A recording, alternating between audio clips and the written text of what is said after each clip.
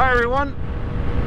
So this is the intro to my tidy tail installation that we did on my 2020 Katana. I'd say I along with my two youngest boys.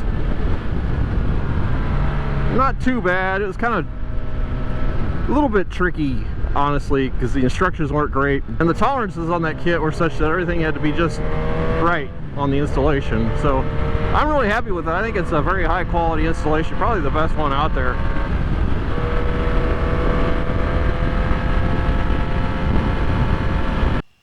Now the kit comes with these printed installation instructions, and these instructions aren't very complete.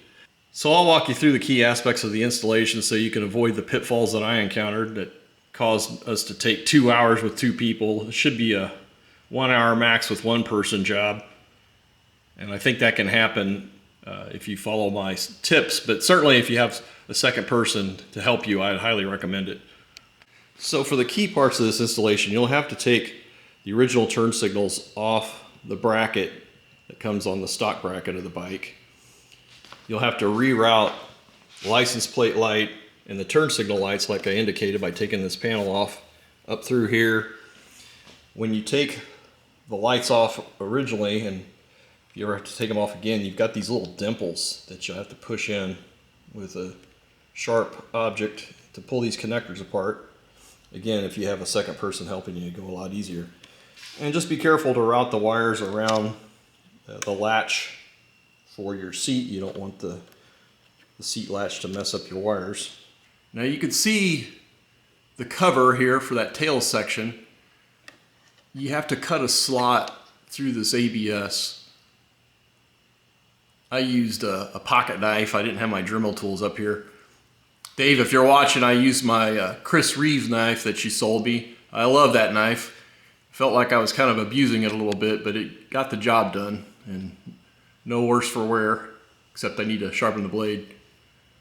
But yeah, you got to cut that slot out carefully to act as a pass-through for the license plate light and turn signal.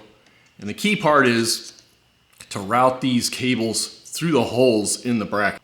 I think they should have sold a kit with this piece included that already had the slot in it, and also made it a little more flexible.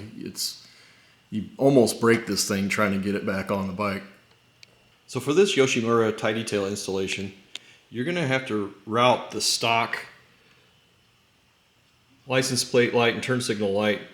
You'll have to take this side panel off. This is after you take the sub-assembly that connects to the swing arm that connects to the original tail section.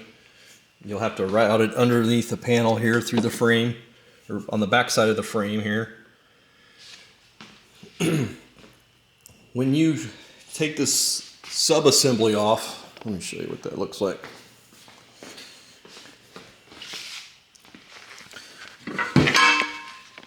When you take this sub-assembly off, it's pretty heavy. I'm thinking it weighs like 4 or 5 pounds. You've got these 2 bolts that connect that sub-assembly to the swing arm, and they were torqued like crazy. I took the first one off with a 3/8 inch drive, and it lifted my back tire off the ground. Fortunately, I had my sons helping me. The second one, I actually broke the drive on my socket wrench, and my son reminded me that we had an battery powered impact wrench here, so he took it off with that. It's like ridiculously tight, so be aware of that. I'd probably recommend using a 1/2 inch drive if you don't have an impact wrench. So here's the parts that you'll end up left over with after you've done the installation. Probably shave 4 or 5 pounds off the weight of the bike. So you have the old license plate bracket, the reflector bracket, the cover on the sub-assembly that goes on the swing arm, and the sub-assembly here.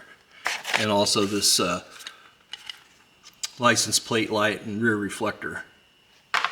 Okay, so these wires route through 2 little holes that go up through the seat pan and out through a gap on the back end of the bike. And then you route it over and connect them up. And again, route them to the side of the seat bracket, as I mentioned, or the seat latch bracket. But I think it's a very clean looking installation. Really happy with it. So that's what the Tidy Tail looks like. Now let's compare it to what stock looks like, because it hasn't changed since 2020. These are the special release 2024s that we picked up this fall for my two youngest boys. But you can see this is kind of a behemoth. And it really doesn't provide much protection from spray or anything, so it's just for holding on the lights and the license plate, so that thing can go. This is a much better setup over here. So that's it on the installation tips and tricks. If you have any questions, let me know in the comments section. Thanks for watching, everyone.